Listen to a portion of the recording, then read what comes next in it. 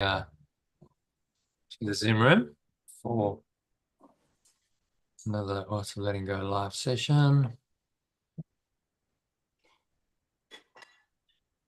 So let's jump straight into today's teaching, shall we? Share my screen with you. Give me a moment.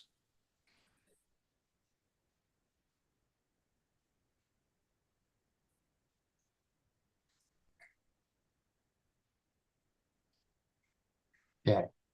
And you can read the headline quote for us to kick it off.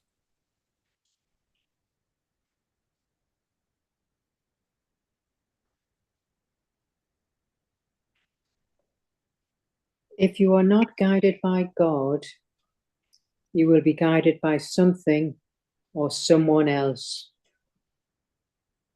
If Yeah. you click on that, it actually plays the music from classic music from Chariots of Fire. Oh yes, yeah, that was a good song. That. Yeah, you've probably seen that. Have you seen the movie? Yes, long time ago. Yeah, classic movie. Mhm. Eric Liddell was a Scottish Olympic athlete, and he was a missionary, very dedicated Christian. He refused on principle to run in the final 100-meter sprint in the 1924 Olympic Games because it was on a Sunday, and he was religious. Said, that's the Lord's day. You can't do any activity, even though they tried to change his mind. So instead, he ran the 400 meters, and he won that instead. And that's what the movie's about. That principled decision that he made. And then there was another sprinter who won the 100 meters, who was fighting against prejudice. He was Jewish, and student at Cambridge. There's a lot of anti-Semitism apparently. So really, it was quite a powerful, moving story, if I recall. I also haven't seen it for years. But that's and then Eric Liddell subsequently went on to become a missionary, and was very dedicated to following God. So this is what he, one of the things he said: "You're not guided by God, you'll be guided by something or someone else."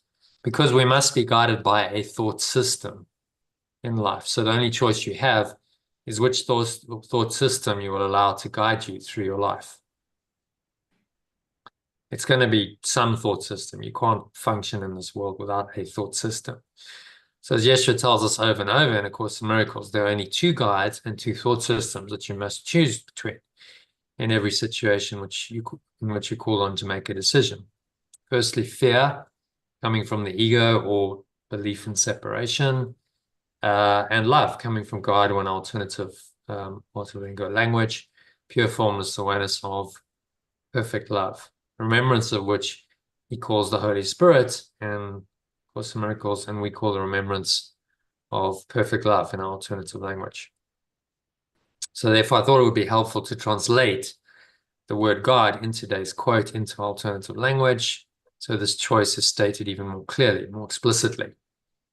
So if you can read that. If you are not guided by the remembrance of perfect love, you will be guided by something or someone else. Yeah, I think that states the case. So you either remember love, this perfect or unconditional love and its presence in your decisions, or not. You're going to be guided by another thought system, which we call the ego, and that's then going to direct you, and you're going to go in very different, opposite directions. A bit like, I've used this analogy before, but I'll do it again in this context. Being at a crossroads, and you've got two guides, two signposts saying go in opposite directions, two different guides offering to take you there, and you must choose. You can't follow both guides at the same time because they take you in opposite directions. I mean, in physical terms, that's clearly understandable. It would be ridiculous to try and follow both guides taking you in opposite directions, because it's not possible. Somehow with the ego and the Holy Spirit, remembrance of perfect love, we think it is, and we vacillate because it's not that immediately obvious that actually these are taking us in opposite directions. But Yeshua's trying to make us very clear, explicitly clear, that these are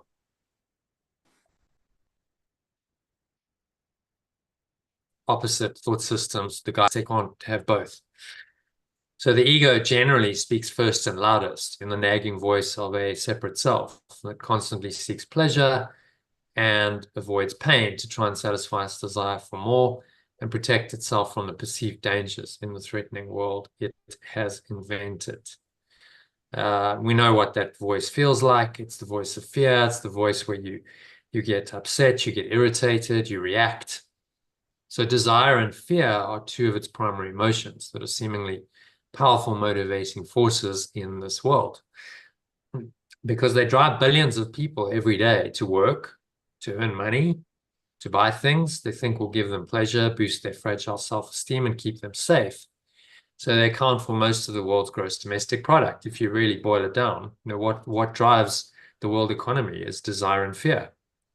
However, it should be obvious if you ever engaged in the ego's game of pursuing satisfaction and safety from something outside you in the world you perceive as external to you, which, if you're honest, we've all done that at some point in our lives, often for most of our lives.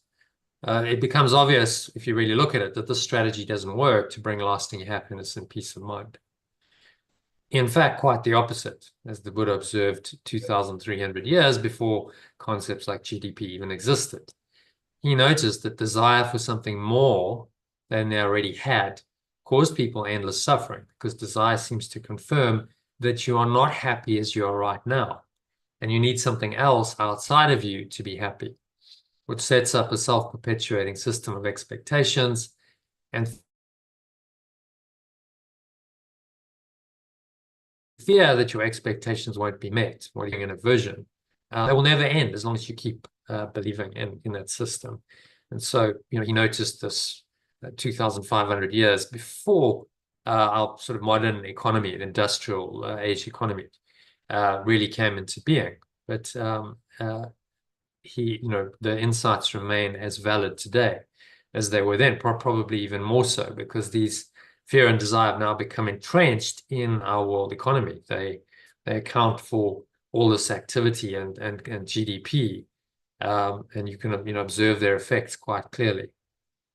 So if you believe in and are guided by this thought system, you'll be what's known as a consumer in modern economic terms, actually consumed by your own desire and always seeking to satisfy it through external means that often involve buying something. But as Yeshua points out in this line from section 1 of chapter 2 of the text, if you can read that, Elaine.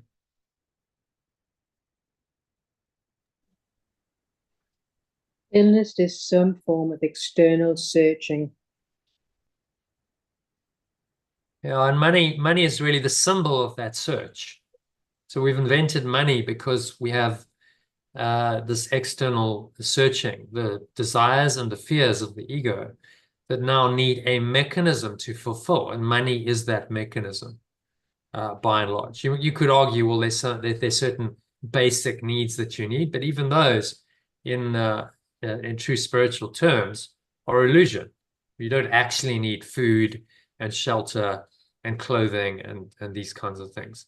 In spirit, you are completely needless. You need nothing. You simply are as you are.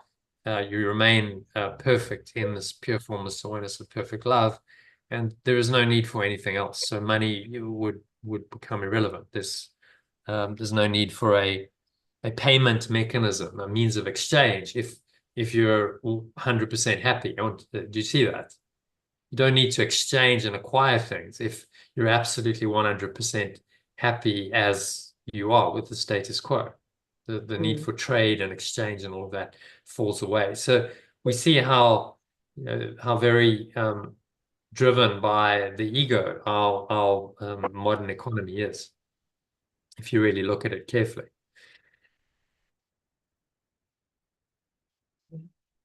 So if you follow the ego's guidance, looking for satisfaction outside yourself, not only will you be mentally ill, you'll also be wide open to being manipulated to make decisions that aren't really your own by clever marketers who know how to play on your desire and fear with their carefully crafted messages.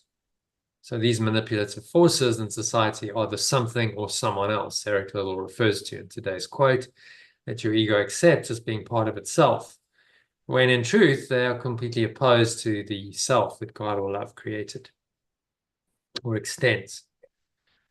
But listening to the guidance of the self that knows that it's perfect, whole, complete, and loved is what Liddell means by being guided by God. By definition, your higher self doesn't believe in and in fact can't even conceive of emotions like desire and fear, because it rests in peace and contentment, complete in its own perfect being and not needing or wanting anything else. And you know, this is a common misconception. People think these emotions like desire and fear were created by God. I was listening to an interview by Jonathan Rumi, who's the actor who plays Jesus in The Chosen. And he was saying, you know, God created all the emotions and they're all equally valid and every emotion is as valid as another. Maybe from an actor's perspective, I understand where he's coming from because you've got to demonstrate the emotions. But spiritually speaking, you can't reconcile emotions like desire and fear with the higher states of being like peace and love and joy. You know, they are contradictory, and you must choose between them. So they're not, all emotions are not equally valid. This is what, you know, this non-dual teaching is saying. So being aware of your true self and letting this higher awareness interpret all your experiences in this world gives you what's called an internal locus of control, makes you field independent, as it's called, which is just fancy psychological terms for really not caring about what other people think you should be saying or doing. As simple as that. You know, the primary thing that all the great spiritual masters have had in high doses is that they really are not concerned with what society thinks of them, often, you know, to their detriment, because Yeshua and Socrates, amongst those four, were killed as a result of their beliefs. The Buddha and Lao-Tzu weren't, but they also faced opposition within the societies they operated in at the time, because the authorities of the time found their teachings very threatening to that authority, that control system that they'd set up. So are you starting to see why the forces that seemingly control this world, large corporations and governments, are literally dead set sometimes against your spiritual progress and will do everything possible to tempt you to abandon it? Their power depends on your mind believing in the ego's thought system, because without your belief in the ego, they would have no power over you. If no one believed in the ego, their control system based on it would collapse entirely. That's why these teachings are so threatening, because they free your mind from the so-called external control systems that have been set up precisely to control it by the powers that be in this world, who are acting as agents of the ego. But as Workbook Lesson 152, which we read recently, says, if you want to read that one, very simple. You muted, Elaine.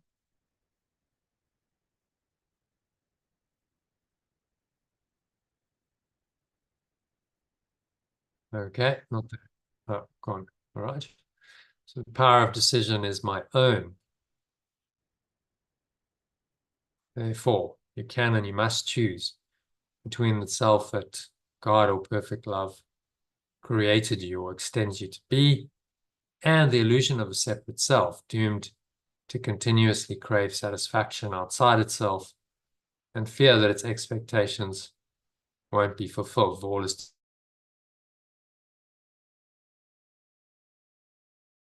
satisfying days until it dies. You're still muted. Okay, I'll just carry on. So why would you resist making the right choice in every situation which you're called on to make a decision, only because you value your special separate ego identity over your true self? It offers you eternal love, peace, and joy.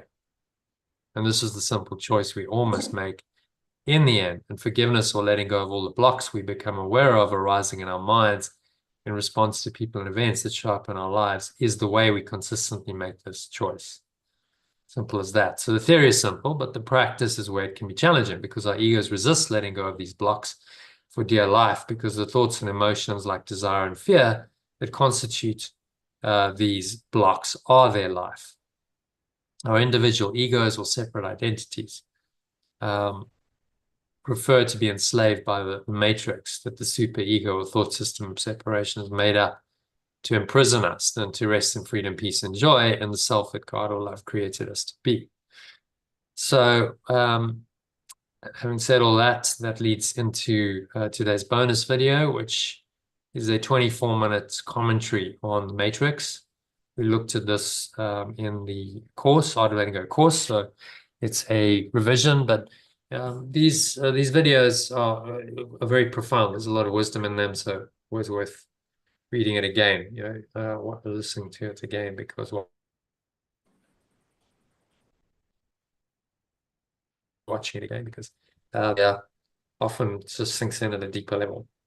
So to help us escape from this matrix, as the movie calls it, that is a self-created prison for our minds, Yeshua's given us a detailed course with daily mind training lessons to help us to practice forgiving or letting go of the blocks to the awareness of love's presence that arise in our minds daily, and experience the love, peace, joy, and freedom that are the inevitable consequences of divine love. So by practicing the course, by doing the lessons, you are opening your mind to, first of all, letting go of your attachment to the matrix, and opening your mind to these higher states of being that really don't reconcile with the lower emotions of desire and fear and everything else related to them that the ego engenders.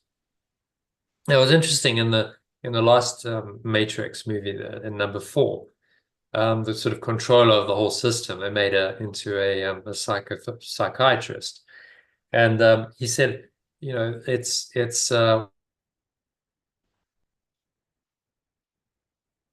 what we do is we create drama, and that gets people very emotional, and we feed off that emotional energy. That's the paradigm of the matrix. That the life energy of humans is feeding this machine, the machine's energy. So the more emotions we feel, the more energy is produced. That's really what they're trying to say, and that feeds the matrix. That locks people into the matrix. So it's quite a profound insight that the producers of that movie, the writers, had, that the more intense emotion we feel and experience, the more we feed the matrix, and the more we are enslaved to this matrix control system.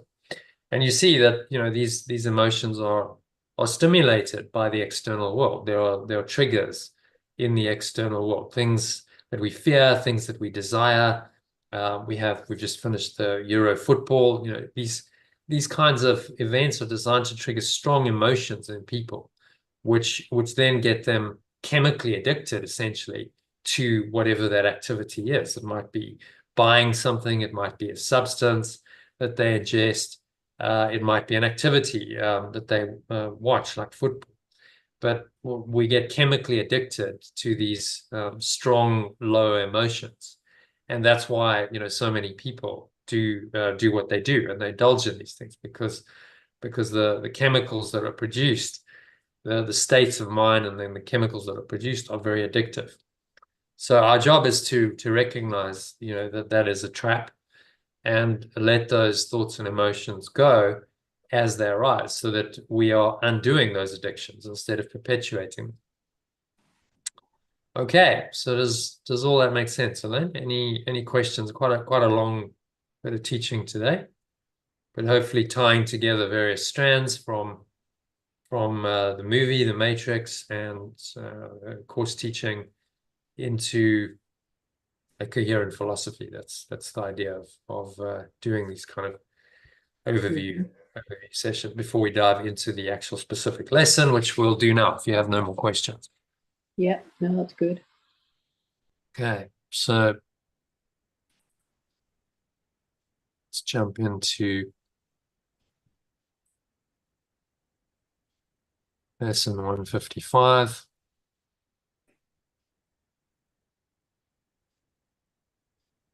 Okay, so lesson 155.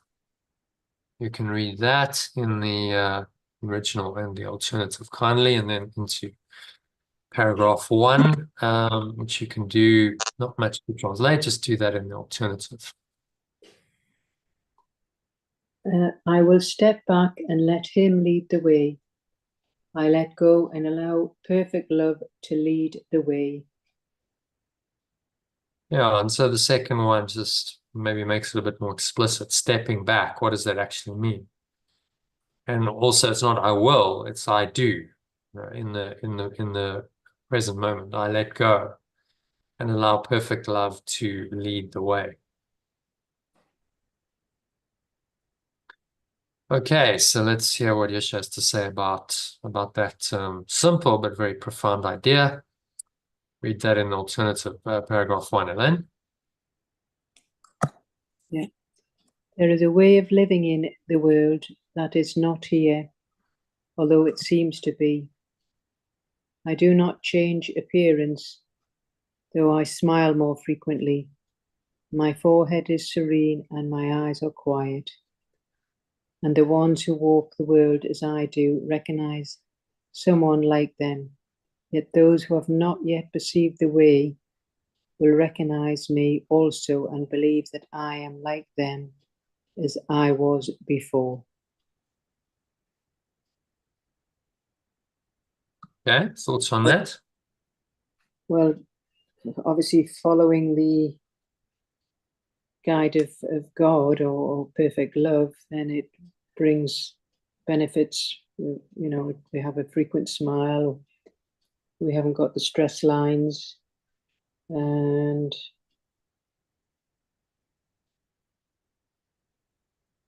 just generally, yes, a lovely world to be in. Those who haven't perceived the way will recognize this in me. Yeah. So the ones who walk the world as I do, i.e. those on a spiritual path awakening, you recognize someone like them, yet those who have not yet perceived the way will recognize me also and believe that I am like them as I was before. So what he's saying is often people won't get it. You know, they won't really see you for what you are. They'll think you were as you were before. And you've probably experienced a bit of this, you know, in your own life with friends and so on. They think you're exactly the same as you were a few years ago, and that's just not the case. You've changed and started awakening. But they haven't, so they'll treat you the same. And then when you don't respond the way you did, they find that challenging for their own egos. They're like, well, it's not, something's now changed. Why is Elaine being weird? That's how they interpret it. So he's just kind of highlighting that and saying, okay, this is the kind of thing you'll encounter in this world. But don't worry about it, because the world is an illusion, as he says. So number 2. The world is an illusion. Those who choose to come to it are seeking for a place where they can be illusions and avoid their own reality. Yet when they find their own reality, as even in this world, they step back and let it lead the way. What other choice is really mine to make? To let illusions walk ahead of truth is madness, but it is merely sanity to let illusions sink behind the truth and let this truth stand forth as what it is. So it's just saying that the world is an illusion, and we've chosen to come into this illusion to avoid our own reality. But once we find the reality and let it step back and lead the way, isn't it? What other choices is there for us to make once that decision has been made? So just, seeing the illusion is mad and letting that rule the way is, well, madness. Once you start realizing the madness of what the illusion is, how can you make that choice again? That's what he's saying. How it doesn't make any sense. So as you awaken, and awakening is really just starting to see this world for what it really is. That's the process that he's taking us through in this course. Okay, see the ego for what it is, understand how the system works, understand what it is, what it does, how it works, and then how can you want that? How could in your right mind you choose that? Then naturally you'll want to let it go because you'll realize the insanity of it. But you must really look at it and examine the thought system of the ego in great detail, as we're doing now. Although it's an illusion, if we don't examine it, we don't become aware of that. The illusion just seems to be true, and we don't even consider whether this whole thought system is actually true or valid. We just accept it as the truth, and that's the case of the world. Most people have done that, haven't they? They just accept the ego and the world is real, and they don't really question it.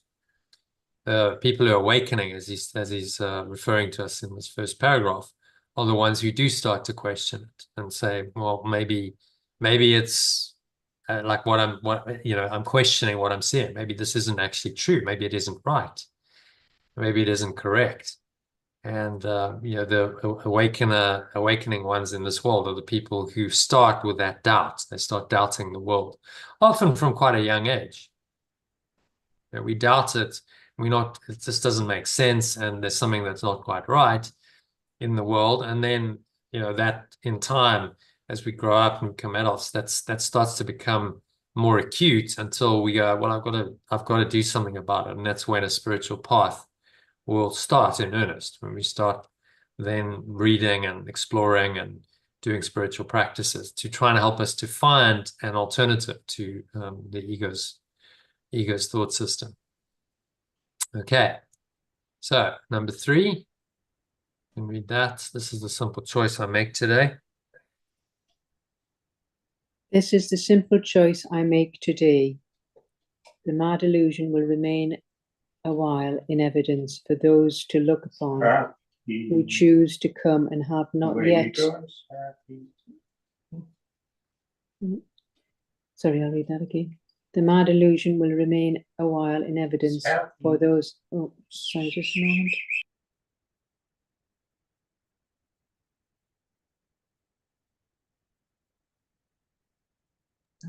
Sorry, yeah. The mad illusion will remain a while in evidence for those to look upon who choose to come and have not yet rejoiced to find they were mistaken in their choice. They cannot learn directly from the truth because they have denied that it is so. And so they need a teacher which perceives their madness, but which still can look beyond illusion to the simple truth in them. So we have this simple choice. It's saying that it's actually a very simple choice to make between the mad illusion, and it gives you the evidence of what it's up to. And so it's a great rejoice to actually finally find the truth. So we will need a teacher. Just helps us to perceive the madness for what it is. So it's going to remain a while, or for the rest of your life, as long as you're in a body. The illusion doesn't just disappear. That's not the way it works. But you can perceive it as what it is. Insane, mad, and that's such a relief. When I started learning this teaching, I was like, thank goodness someone's actually telling this like it is. I'm actually getting the truth, and I don't have to then try and make this mad world seemingly sane and make it work in my mind. I can just let it all go and not try and justify what's unjustifiable, which is what the ego is continuously engaged in doing. So it's a huge relief when you really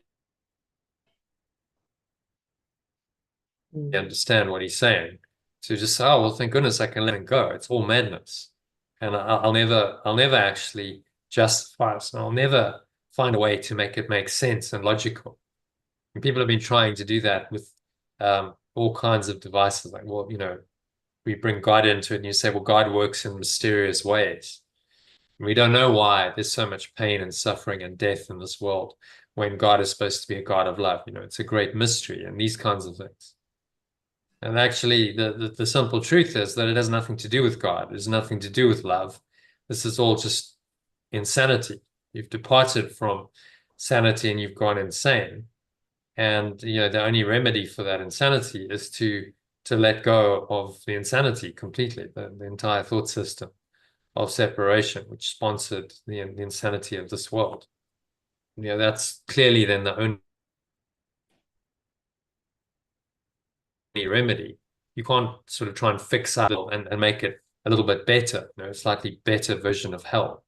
It is what it is. It's insanity, and it always has been and always will be insane. So your only true solution is to let it all go and leave. You leave the insanity behind. You leave the insane asylum behind. You don't try and make a functional, happy, peaceful life in the insane asylum. You realize it's not an environment where that's possible, and you leave. And that's what he's suggesting we do with the world. But while we're in the insane asylum for a while, we have lessons to learn in order to be able to leave. That's what forgiveness or letting go teaches us. Okay. Happy with number 3? Let's go on to number 4. Truth demanded they give up the world. Truth demanded that they give up the world. It would appear to them as if it asked the sacrifice of something that is real. Many have chosen to renounce the world while still believing its reality, and they have suffered from a sense of loss and have not been released accordingly. Others have chosen only the world and have suffered from a sense of loss even deeper that they did not understand.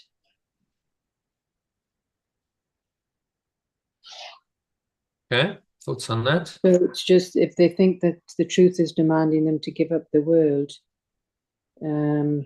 it's asked for the sacrifice of something that is actually more real than what they thought. So many have chosen to renounce the world, but they're still believing in the reality, and they've suffered from a sense of loss. And others have chosen only the world and have suffered from a sense of loss even deeper. That they did not understand. So you choose the world.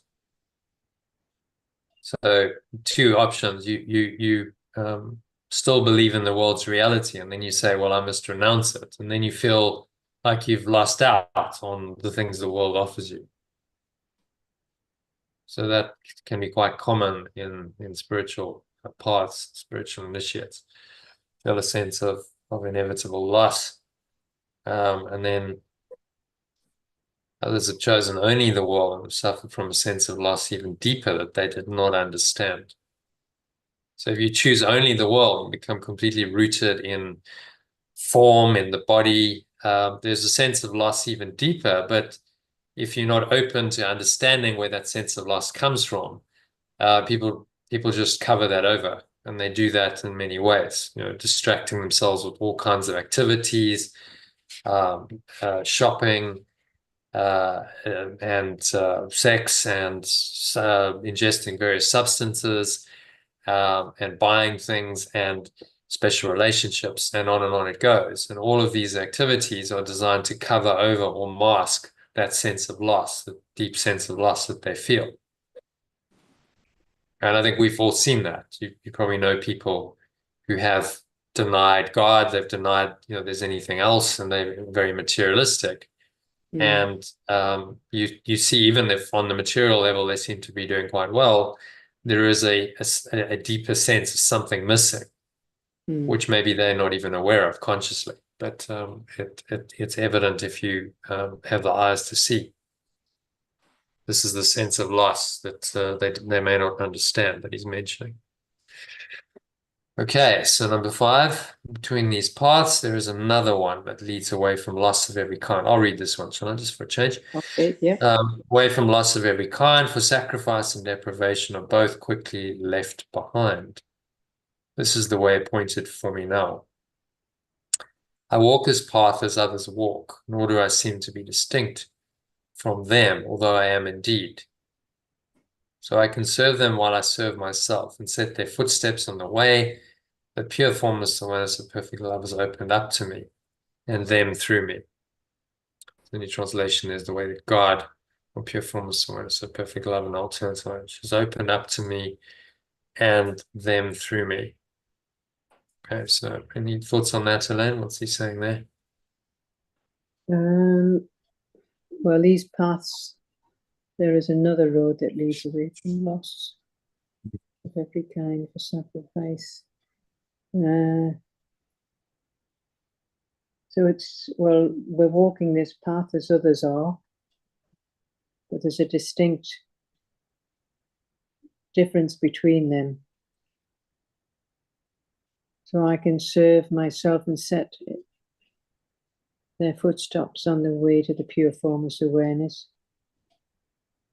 And then they can follow in my footsteps. So I become a demonstration of this, essentially, and that's the only way of really teaching. You don't preach, you don't talk about high-level intellectual concepts. People, will primarily respond to your example. Okay, well, what's your energy like? What's your presence like? What's your behavior like? And that is the demonstration of your thought system. And that's why Yeshua, when he was walked the world, was so powerful, because he demonstrated his teachings in his speech, in his words, in his actions to his disciples and his followers over and over. So they saw the power of this love that he was talking about in action, in his actions, in the results that came as a result of holding that awareness, the miracles and the inspiration that he brought to people was what really transformed people. It wasn't theoretical. It was the practical living example that he provided. That is what inspired people, which, based on that, the disciples were then willing to go out to the known world and spread the message at great personal risk and cost to themselves, because of the inspiring example that Yeshua had given them. Okay, and that's how Christianity was founded, on the back of one person's complete dedication to the truth and his inspiring example of what it looks like to live that truth. All right, number 6. Illusion still appears to cling to me so that I may reach them, yet it has stepped back. And it is not illusion that they hear me speak of, nor illusion that I ask their eyes to look on and minds to grasp. Nor can the truth which walks ahead of me speak to them through illusions. For my spiritual path leads past illusions now, while on the way I call to them so that they may follow me. It's just saying these illusions still appear to cling to us, and we may reach to them. Yet it has stepped back.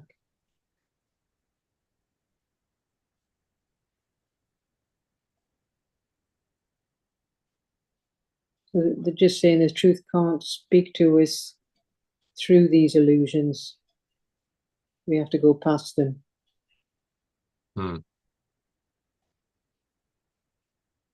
The spiritual path leads past illusion.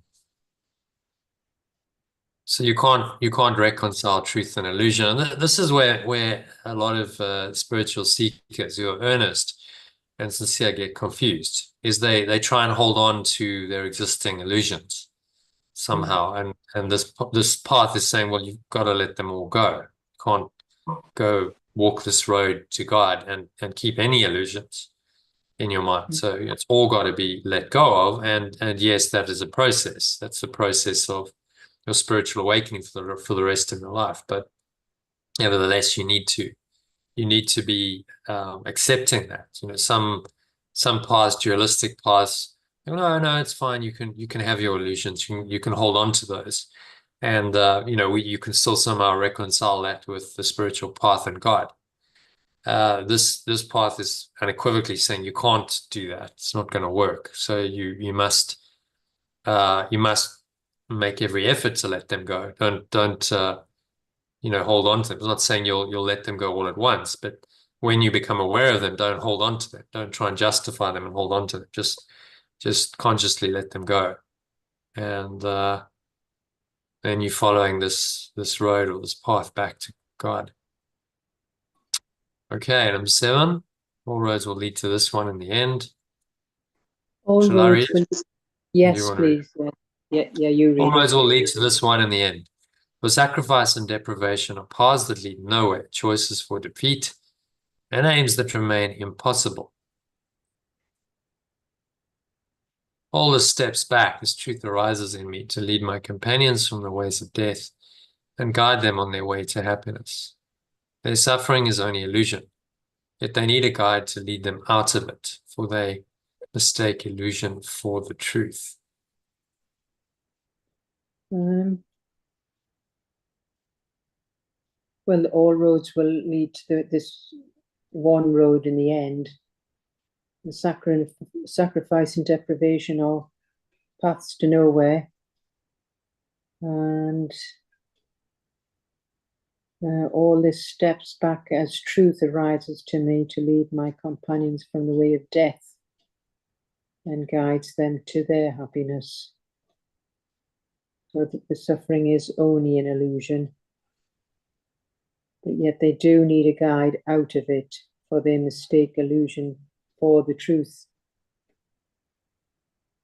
Well, so someone comes like a Yeshua and reminds them that all their suffering is illusion.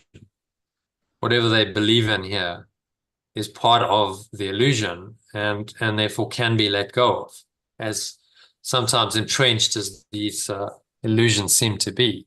Sickness, physical pain, emotional pain, death, and on it goes, which are really the bane of human existence, these illusions that cause seemingly so much suffering. But he's saying they're not real, and you must remind yourself that they are not real, that they are not real for you or for anyone else. So don't, fall for the ego's track of saying, well, I can let it go for myself. That's okay. But when it comes to someone else, then I can't, because then it just gets you through the so-called compassion for someone else. But usually that's compassion just masquerades as sympathy, which makes it real. And oh, shame, poor you, that's really happened. And then all that does is it enslaves both of you into the ego's thought system of pain and suffering and death when you do that. Okay, so number 8, such as awakening's call and nothing more. Such is awakening's call and nothing more. It asks that I accept the truth and let go before me, lighting up the path of freedom from illusion. It is not a freedom with Let a it price. go. So that was just a correction. Let it go before me. Accept the truth and let it before me. Yeah. Yeah. It is not a freedom with a price. There is no cost, but only gain. Illusion can only seem to hold in chains the innocent extension of perfect, loving awareness. It is freed only from illusions. As I let go of them, I find myself again. Okay. What's he saying there? It's just saying such is awakening's call and nothing more. So to accept the truth and let it go before us, and then it lightens up the way to freedom and away from illusion. And it's not a freedom with a price. There is no cost, but only gain. And the illusion can only seem to hold in chains in this innocent extension of perfect loving awareness. So it's freed from all illusions as we let them go and find our true self again.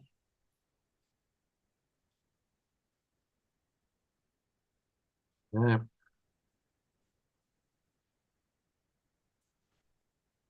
So limitations of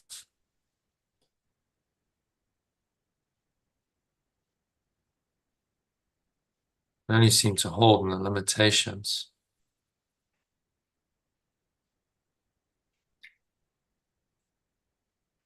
Hold the innocence extension of perfect loving awareness in the limitations of, that's what the chains are, the limitations of false beliefs.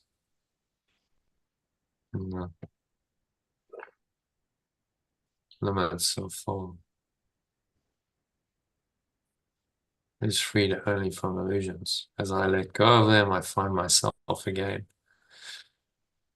It's a very simple teaching. It's not rocket science. He's saying the same thing he said over and over, just saying it in a different way.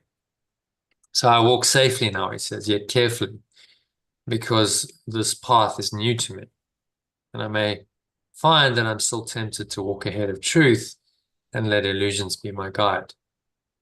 My innocent companions have been given to me to follow in my footsteps as I walk with certainty of purpose to the truth. Okay, it goes before me now so they may perceive something with which they can identify and understand, to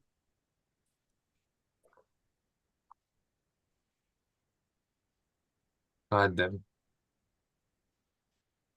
So they're saying, be an example for others, essentially, by the integrity, the sincerity with which you live these teachings. You can demonstrate them to others, and they can also they can choose to follow in the same way as you.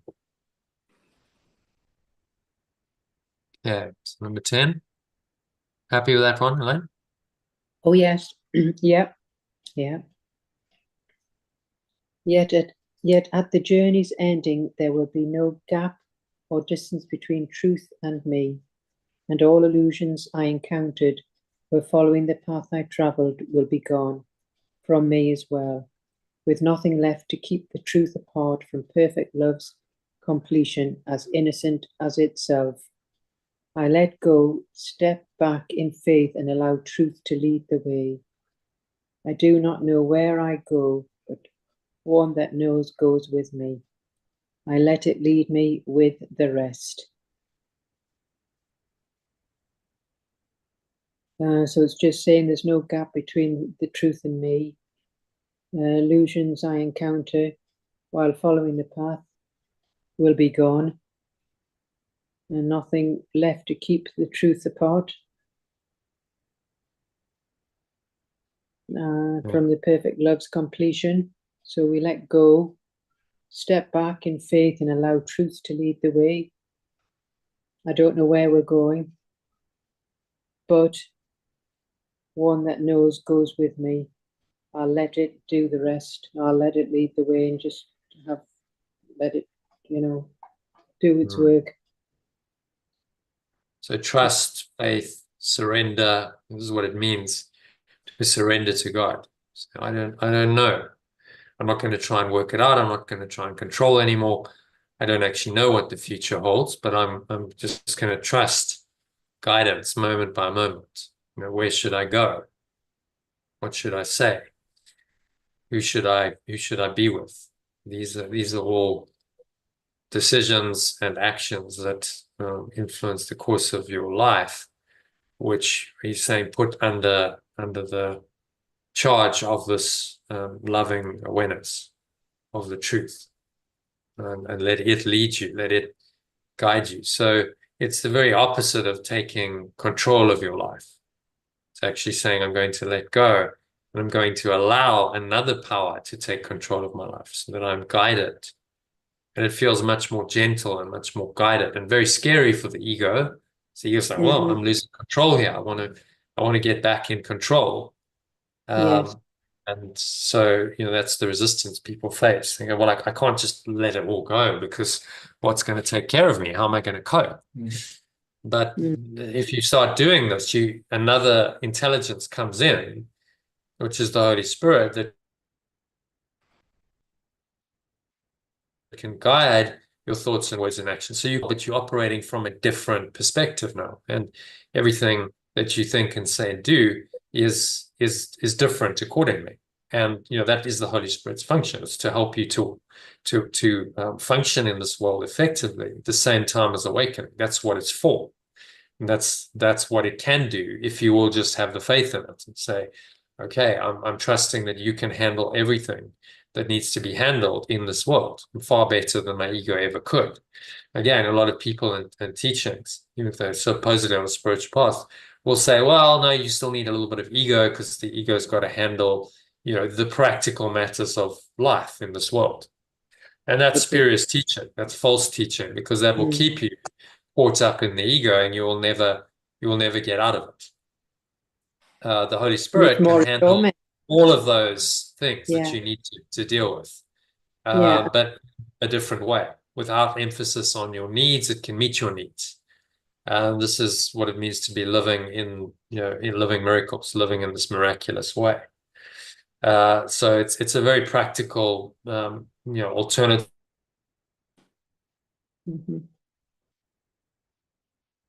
to the ego. No, doing it, theoretically, it's not going to help you very much. Yes, I understand miracles theoretically, but I never experienced them. Is not going to help you very much at all. You actually have to start letting go and surrendering your own ideas and the need to control moment by moment in your life, and then opening to this other power, the Holy Spirit, coming through moment by moment. Did you want to say anything, Elaine? Sorry, I was just going to say it would be even those on the spiritual path like myself who are still vacillating, still clinging onto the illusion. It's actually even more of a torment. It's better just to take one fell swoop and just have faith, because this vacillating between is actually, like I say, even more of a torment. It's better if you just stuck in the illusions. Well, in between stage it's not better. It's just, it feels uncomfortable. I think what you're trying to say. Yeah. When you're vacillating, it gets very uncomfortable, because you're aware of the contradiction between these two thought systems in your mind, and it gets uncomfortable. Whereas before you weren't. If you're asleep in the ego, then the Holy Spirit is buried, and there might be some kind of, I'm not that, if you're really honest about it, but most people cover that over, and they just go with the ego. Their conscience, we call it, or their intuition gets, and they go for the Christ. But when you're in the illusion, you'll just think, oh, I'm feeling rough. Okay, I think I'll go and have a beer, or I'll book myself a holiday, or I'll go do a bit of shopping therapy, or whatever it is you'll do. I'll do anything to distract myself. This in-betweeny stage is a little bit of a torment, because you know that the retail therapy ain't going to work like the way it used to, if you know what I mean. Nothing else is going to work. So the only thing that's going to work is directly facing your stuff, which is difficult. No one wants to feel these difficult emotions, but that's the only way to let them go. So he's really he's telling us how it is, and he's motivating us to carry on, saying that yes, you will have temptations and vacillations, but at the journey's end, it will be done. There will be no gap or distance between the truth and me. I will be this pure formless awareness of perfect love, and only that awareness will be my awareness. There will be no other awareness remaining. Okay, next one. When dreams are over, time has closed the door.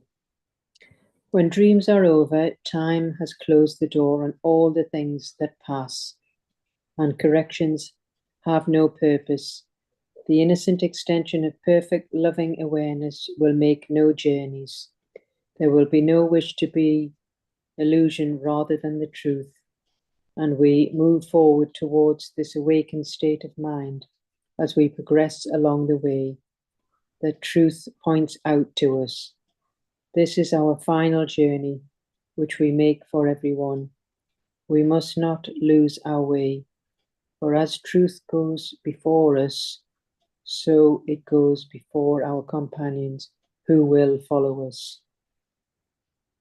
So it's saying that once these dreams are over, the innocent extension of perfect loving awareness will make no other journeys. There will be no wish to go back to the illusion, and we move forward towards this awakened state of mind as we progress along the way that truth points out to us.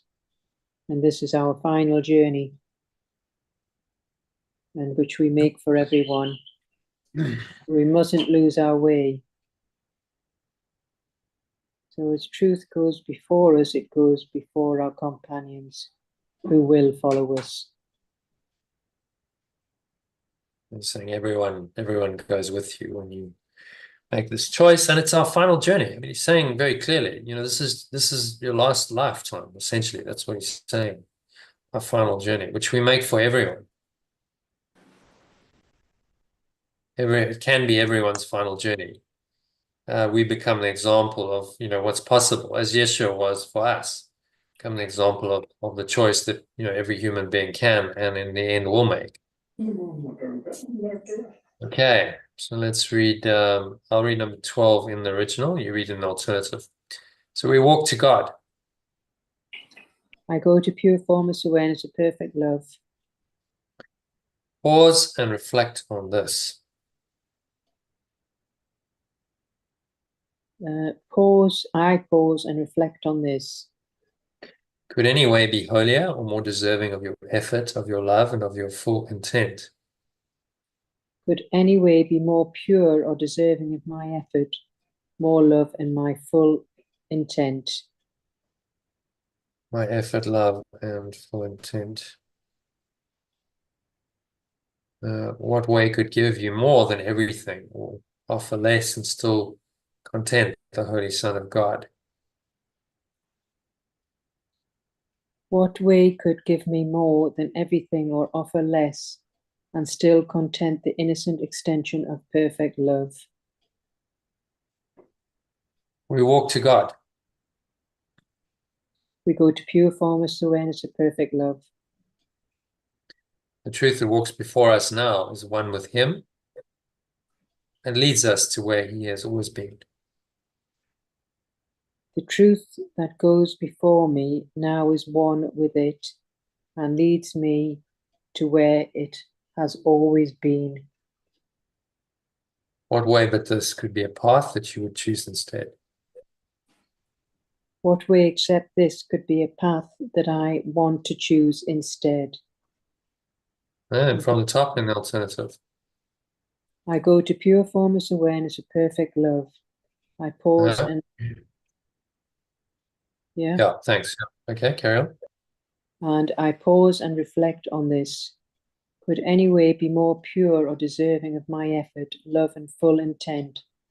What way could give me more than everything or offer less and still content the innocent extension of perfect love? We go to pure formless awareness of perfect love. The truth that goes before me now is one with it and leads me to where it has always been. What way except this could be a path that I want to choose instead? So it's just saying we go directly to this pure formless awareness of perfect love. We do pause and reflect on this, and it's just saying, could we be any more, can any way be more pure and deserving of this effort, love and full intent? So why are we wasting any more time? we go to this pure formless awareness of perfect love. Yeah, and then these are all taught. He's trying to convince us that there's no other way, really. That's what he's trying to do, isn't it? There's no other way than this, with these questions, with the logic. So eventually you're convinced. You study this course enough, you go, okay, I get it. Sure. There is no other way. This is the only way. I accept this. I'm not looking for another way to live my life than this. And that takes time. It takes sometimes years for people to come to that realization, that acceptance. Okay, so number 13, read the original, you read the alternative. Your feet are safely set upon the road that leads the world to God. My feet are safely set upon the road that leads the world to pure formless awareness of perfect love. Look not to ways that seem to lead you elsewhere. I do not look to ways that seem to lead me elsewhere. Dreams are not a worthy guide for you who are God's son. Dreams are not a worthy guide for me, whom perfect love's extension. Forget not, he has placed his hand in yours and given you, your brothers, in his trust, that you are worthy of his trust in you. I do not forget that pure formless awareness of perfect love has placed its awareness in mine and given me my companions in trust, so that I am worthy of its trust in me. He cannot be deceived. It cannot be deceived. His trust has made your pathway certain and your goal secure. Its trust has made my pathway certain and my goal secure. You will not fail your brothers nor yourself. I will not fail my companions or myself. And from the top, my feet are safely set upon the path that leads to the world, to pure formless awareness of perfect love. I do not look to ways that seem to lead me elsewhere. Dreams are not a worthy guide for me, who am perfect love's extension. I will not forget that pure formless awareness of perfect love has placed its awareness in mine and given me my companions in trust, so that I am worthy of its trust in me. It cannot be deceived. Its trust has made my pathway certain and my goals secure. I will not fail my companions or myself. So, Okay, what's on that? we're now securely on the way to this pure formless awareness now, and no longer look back. And dreams are not worthy to guide for me, for we are perfect love's extension.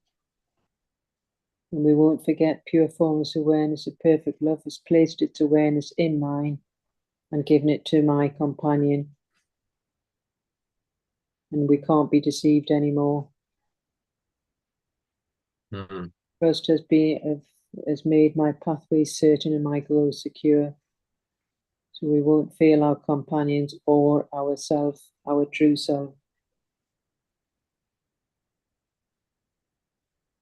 Yeah, almost, it's kind of, he's giving us a pep talk here. It's saying, just trust and go for this, and trust that, it's all guided, it's all meant to be, and, keep going, essentially. That's a lot of what these lessons do, because we have to be doubtful.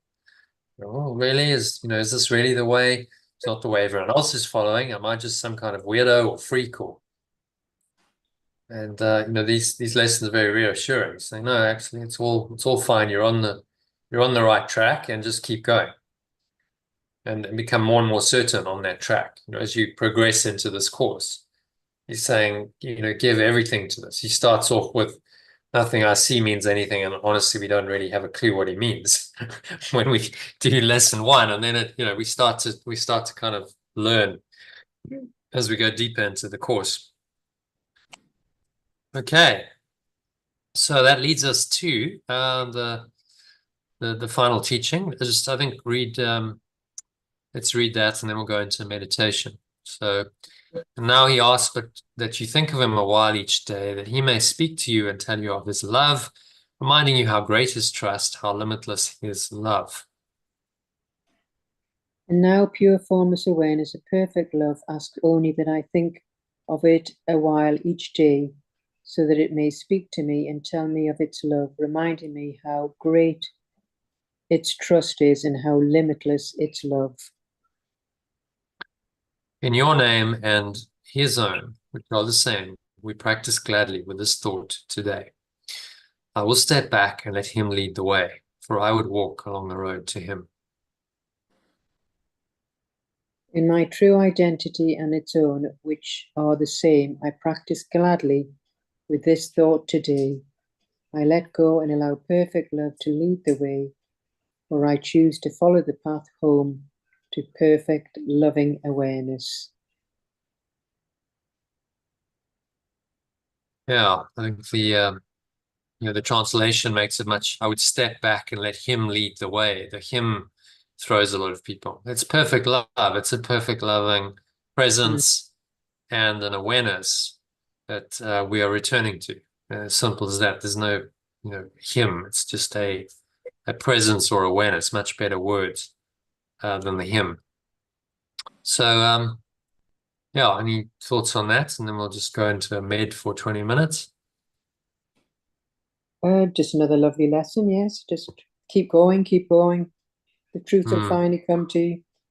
Like I say, I know And I'm still surrender. in I the... think the key thing in this lesson and then tomorrow's as well is he's talking about a surrender to God. This is what they mean by surrender to God. Surrender to this awareness, surrender to the process of awakening to this awareness. Just keep going on this process and using your life to surrender more and more, moment by moment, day by day, and entering into this guided state of mind we call enlightenment or awakening, where everything is given to this deeper awareness and you're guided by that awareness rather than your own awareness. That's what this is about. Substituting a much greater infinite awareness that's not just exclusively yours for your little personal self-awareness, which we call the ego. Okay, so to practice that, shall we jump into meditation? Yeah, that'd be good. So let's jump in. Let's make yourself comfortable.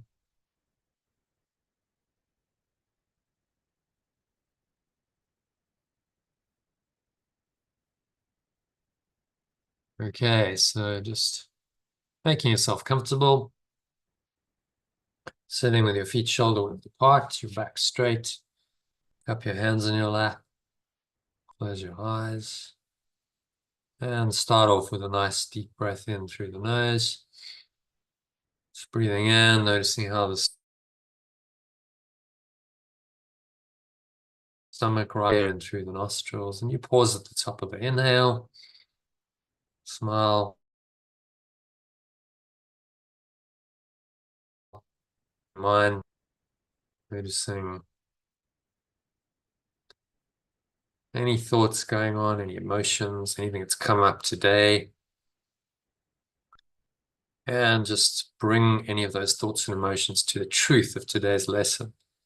Say to yourself, I let go and allow perfect love to lead the way.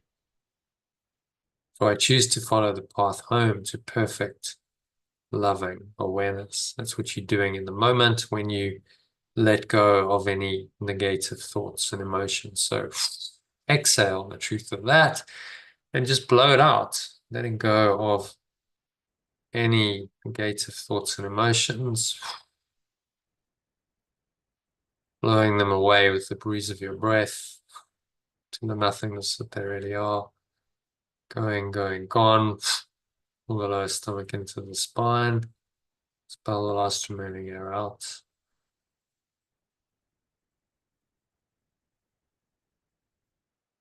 And just rest. That letting go takes you back to. By letting go, you invite this perfect loving awareness, pure formless awareness of perfect love. The words don't really matter. It's just a deeper awareness, open to that awareness. Allow that awareness to rise without blocking it in your mind. Just breathing in and out through your nose and observe the breath, just to help your mind stay very calm and clear and empty and open and aware. By focusing on the breath, you avoid pointless thinking. The thinking of the ego is what sabotages this higher awareness more and more.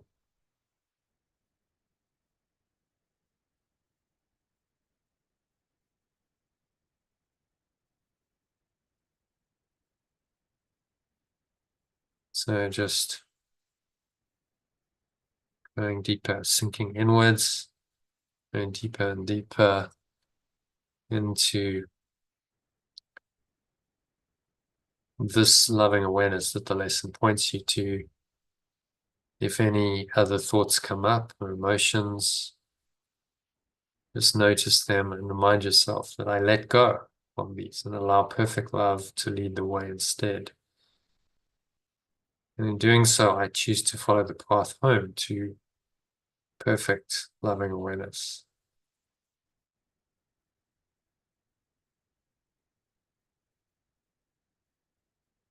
Choose to follow the path home to perfect loving awareness, pure formless awareness of perfect love.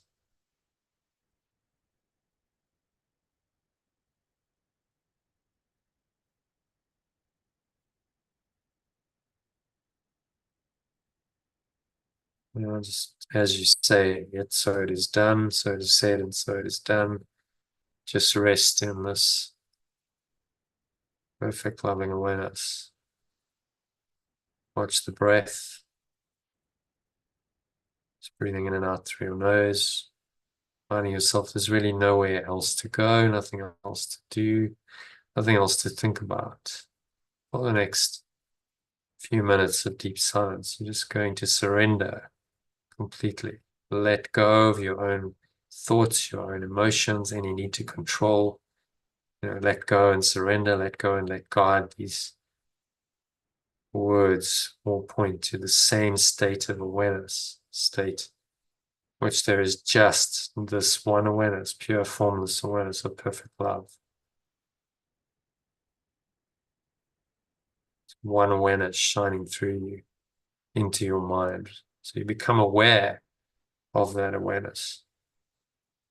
That's the key, is to become aware of the awareness.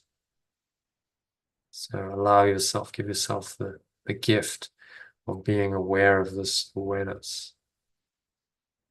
Right now, for the next few minutes, just be aware of this awareness, which is your own true awareness. This is the merging of your awareness with your sources, the merging of the Father and the Son into one awareness that this course and all the great spiritual teachings talk about. So be open to experiencing that mystical merging of your awareness with your source's awareness as one awareness right now for the next few minutes of deep silence.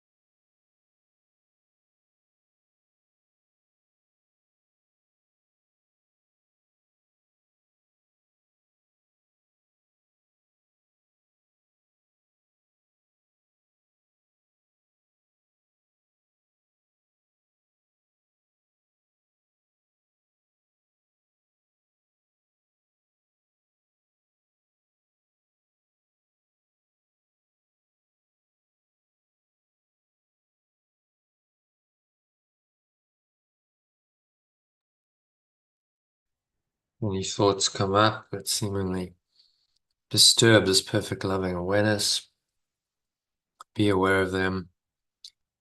And remind yourself that I let go of these.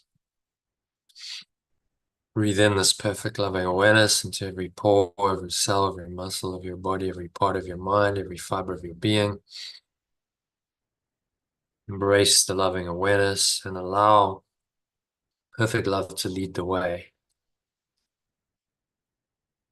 For you choose to follow the path home to this awareness right now, not sometime in the future or the past, but right now in this moment, by letting go of any negative thought and emotion that negates this loving awareness. You are returning your mind to this awareness. It's as simple as that. And following the path home to perfect loving awareness. So it is said and so it is done. Exhale, blow out. Imagine you expelling any negative thought or emotion like a dark cloud or a black smoke, leaving you. It's going, gone. From the stomach into the spine. Let's expel the last remaining air out.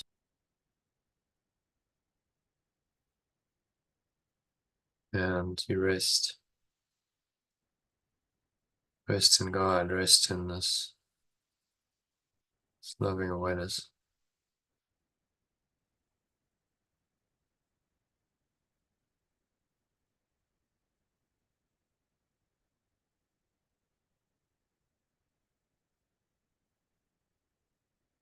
Another minute or two of really deep, peaceful, restful silence.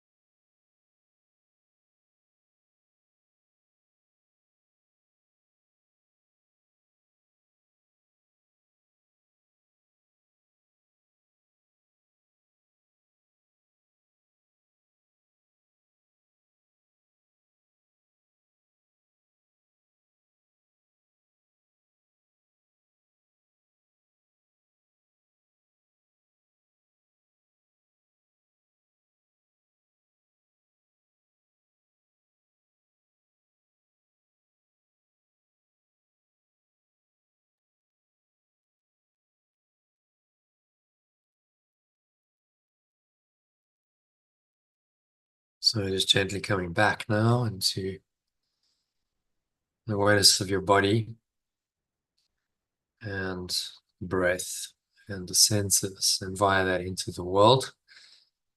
You're going to retain this loving awareness. It's going to go with you wherever you go. This loving awareness is always with you because it's your fundamental awareness.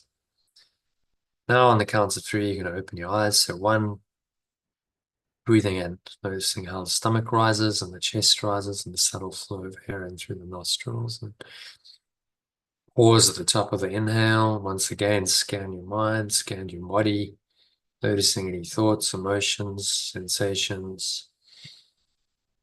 And if there's anything that isn't pleasant, that isn't serving you, recognize it by saying, and I let go of this and allow perfect love to lead the way. For I choose to follow the path home to perfect loving awareness. And you exhale and just blow out, blow away.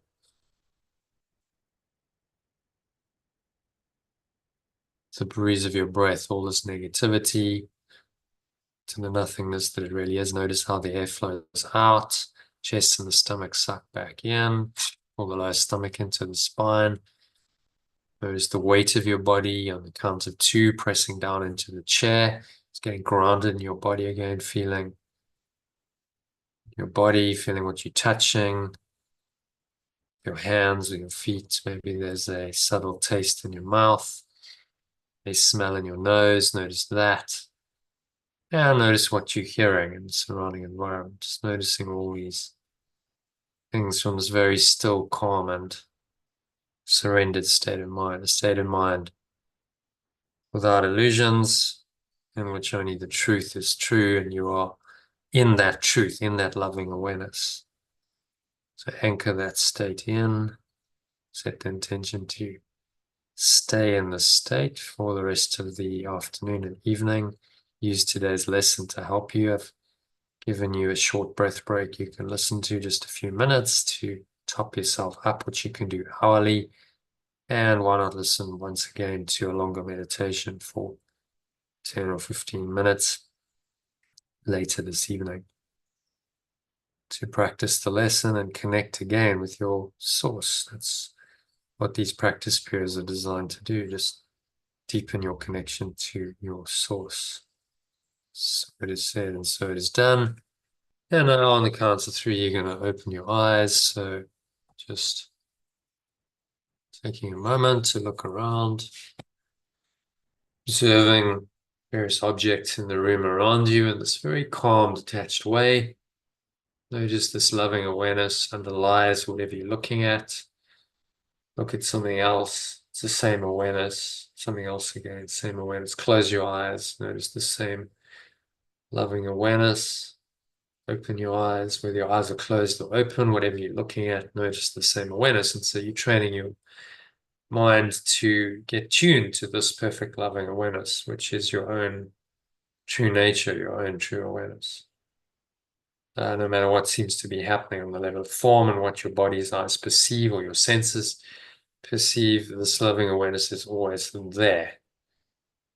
And this awareness is your salvation, your awakening, your freedom. This is home. This is where you're going with all of these practices, more and more deeply into this loving awareness, perfect loving awareness. So one more time, say, I let go and allow perfect love to lead the way. For I choose to follow the path home to perfect loving awareness. So it is. Amen. So that brings us to the end of the meditation and of this afternoon session. So thank you, Elaine, for joining. Yeah, thank you. That was very helpful again. Yeah. Calms you right down when you're rushing around in the chores of the illusion. Crazy. Yeah, and that's why you come back to spiritual practices to restore your mind to this loving awareness, Definitely. which you have to forget. In fact, the world is designed to make you forget that loving awareness. That's its purpose. It does. So spiritual practice, is designed to bring you back, and that's why it's an essential part of it should be an essential part of everyone's life to return back to that awareness and keep reminding yourself of it, so that you don't get horribly lost in the illusion. We all get lost from time to time, but if you've got a practice to bring you back, then you're never going to get that lost. No. If you if you have no practice, well, you've seen friends of yours and so on. We've seen in our life, people get horribly lost and they just lose the plot completely. Yeah. So very helpful. Yes, totally, I do appreciate virtually totally covered over and becomes dominant. Oh yeah, okay. Well, Yeah, Thanks for yeah. joining. I enjoy the session as well. Let's do another one tomorrow afternoon. Does that work? Tomorrow afternoon for you? What day is it tomorrow? Right, Tuesday. It's Tuesday. just, yeah, it's just we're preparing for the pet sitter on Wednesday. So it would probably be later again, about 2:30, if that's Yeah. okay. Even if it's Yeah. just for an hour or two for your, Yeah. And I can generally do a couple of for hours. I need to really go at 4:30. your son, of course. Yes. So yeah. All right. 2:30 tomorrow. Yeah, that's better. And then I can get my chores. I shouldn't say that, All but right. yeah. So Okay. See you yeah. tomorrow. See you tomorrow. Thanks, Jono. Bye. And Flo. Namaste. Bye. Namaste. All right. So that's a wrap for today. If you're watching on the live stream, you can do a couple of things. Subscribe to the channel if you haven't already done that to be notified whenever I go live, which is 3 or 4 times a week. And also head over to lifebuild.com. You can see that on the screen over there. I can't point properly, but just type in lifebuild.com into your browser and you'll be able to sign up there to receive a daily Telegram message, which contains the daily quote for the day that I showed. It's always a new one every day, plus some commentary on that, my own writing on that, and the lesson for the day coming from Course in Miracles, but with our translated language. A short mini meditation or breath break to help you practice that. And you'll be notified of the live session and be given a link to join the Zoom course, which you are welcome to do for 3 weeks at no charge. So check it out at lifebuild.com. Sign up to receive more information on Telegram, completely free. And yeah, hopefully I'll see you in one of these live sessions soon. Thanks for watching or listening, and namaste, which means the truth in me, Christ in me, knowledge and honors that same true self or Christ in you. Wishing you much love, peace, and joy in that loving awareness.